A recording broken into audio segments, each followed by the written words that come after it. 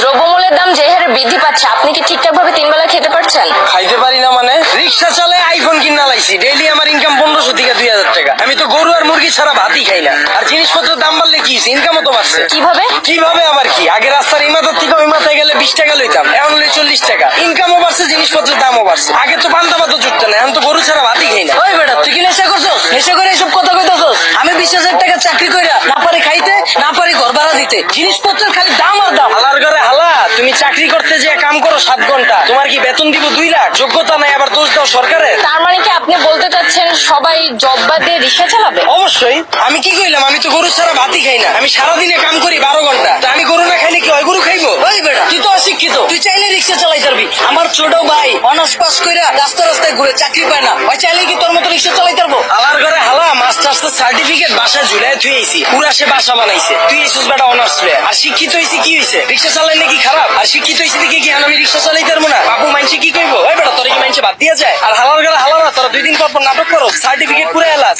Honours masters pass করছো টাল্টিবাল্টি করে, চাকরি পাবি কইতে? যারা পাওয়ার হেরা পায়, এরা নিজেরা ওইভাবে তৈরি করে। তোরা 10 লাখ বেকার ঘুরস কি লিগা? সরকারের দোষ দাস কি লিগা? তোরা যখন বুঝছস যে তগরে দিয়া পড়ালে হইব না, করতে গেছিস কে চলবে? ও বুঝছি, সার্টিফিকেটের লেগা না? বিয়ার সময় যেন কইতে পারো যে আমি গ্রাজুয়েট, আমি ইঞ্জিনিয়ার, আমি শিক্ষিত। বন্ডামি বাদ দিয়া তোর বাইরে রিক্সা লয়ে গাড়িতে। তার মানে আপনি কি বলতে চাচ্ছেন, আপনি নিজেও অনার্স মাস্টার্স কমপ্লিট করছেন কিন্তু নিজেকে ওইভাবে তৈরি করতে পারেননি, যার কারণে আপনি জব হয়নি? হ্যাঁ অবশ্যই, মিছা কথা কমুকে। আমি নিজের ওইভাবে তৈরি করিনি, আমি জমও পাইনি, আমি রিক্সা চালাই না শুরু করছি। আর এই যে 10 লাখ বেকার ঘুরতেছে, একটাও কি বুকে হাত দিয়ে কইতে পারবো নিজে সর্বোচ্চ চেষ্টা করছে? আর এই যে 10 লাখ বেকার ঘুরতেছে, একটা বুকে হাত দিয়ে কইতে পারবো নিজে করে ওইভাবে তৈরি করছে, নিজে করে সর্বোচ্চ চেষ্টাটা করছে, তাও চাকরি পায় নাই? সারা রাত খেলছে কাঠ, সারাদিন গার্লফ্রেন্ডের সময় দিচ্ছে, ওরা চাকরি পাইবো কইতে? যারা পাওয়ার হেরা পায়। আর গ্রাজুয়েশন কমপ্লিট করছিস ভালো কথা, বইয়ের ব্যবসা কর, উদ্যোক্তা হ, ঝুঁকি ল, হাজার মানুষের লেগে রাস্তা কর, এসব বন্ডামি বাদ দে। কিন্তু বাংলাদেশের মতো এরকম গরিব দেশে দ্রব্যমূল্যের দাম বাড়াটা কি স্বাভাবিক? ভাই খারাপ। এই দেশ গরিব দেশ কেটা কইছে আপনাদের? এই দেশে 150,000 কোটি টাকার সিগারেট বিক্রি হয়, বিশ্বের ভিতরে 5 নাম্বার বিড়িখোর বাংলাদেশ। এই দেশে মানুষ 20 কোটি, স্মার্টফোন চালায় 23 কোটি, বাইক চলে 30 লাখ, প্রাইভেট কার চলে 50 লাখ। এই দেশ আবার গরিব হয় কেমনে? ওই বেটা, যারা গরিব ওরা গরিবই আছে, আর যারা বড় লোক ওরা বড় লোকই হইতাছে। এমনি দেশ চললে সবাই তো না খায় মরবো। হালার ঘরে হালা, 1974 সালের পর থেকে এখন পর্যন্ত কেউ না খায় মরছে? তুই তো নিজের বুকে হাত দিয়ে কইতে পারবি এখন পর্যন্ত কোনো একবেলা না খায় রইছস? হালার ঘরে হালা 3 বেলা তো ভাত খাসি, লগে আবার বিকালের নাস্তাও মারা। আর যে কল জিনিসপত্রের খালি দাম বাড়তাছে, খামু কেমনে? জিনিসপত্রের দাম বাড়লে খাস কে, কিনস কে? বুঝে আমারে? তাহলে কি আপনি বলতে চাচ্ছেন সাধারণ মানুষ না খেয়ে থাকবে? এনে আপনি আবার সাধারণ মানুষ কই পেলেন? এনে তো সবাই অসাধারণ, আমরা সবাই বাংলাদেশি, আমরা সবাই এক।